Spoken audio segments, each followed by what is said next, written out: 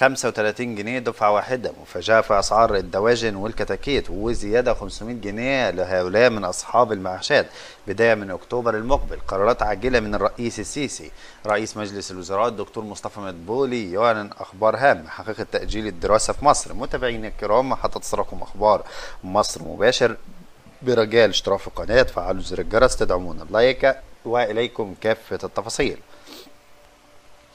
ينتظر أصحاب المعاشات من فئة معينة زيادة معاشاتهم الشهرية بواقع 500 جنيه، وذلك بداية من شهر أكتوبر القادم. هذه الفئة هم أصحاب المعاشات من أعضاء نقابات المهن الطبية الأربعة: نقابة الأطباء البشريين، نقابة أطباء الأسنان، نقابة الصيادلة، ونقابة الأطباء البيطريين. فكانت الأمانة العامة لاتحاد نقابات المهن الطبية أعلنت في وقت سابق عن أن الجمعية العمومية العادية التي انعقدت في تاريخ 1 أغسطس الماضي قررت زيادة قيمة معاشات أعضاء النقابات إلى 2000 جنيه شهرية بدلا من 1500 جنيه. وأشار الاتحاد إلى أن القرار تضمن بدء صرف الزيادة الجديدة التي تبلغ قيمتها 500 جنيه اعتبارا من معاش شهر أكتوبر 2025 المقبل.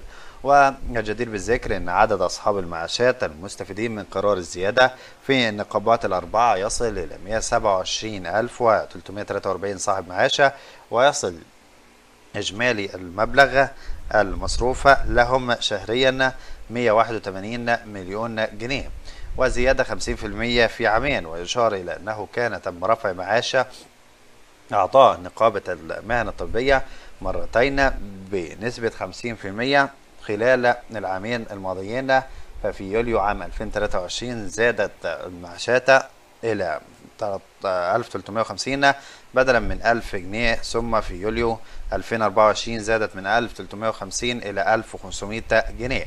ووصل إجمالي تكلفة المعاشات السنوية بعد آخر زيادة في يوليو 2024 إلى 2 مليار و172 جنيه. وحقيقة صرف منحة 500 جنيه، ففيما يتعلق بما يتردد حول صرف منحة بقيمة 500 جنيه لكل أصحاب المعاشات بداية من أكتوبر، فهي معلومة مغلوطة جاءت على خلفية تناول أنباء زيادة المعاشات أعضاء المهن الطبية كما ذكرنا أعلى.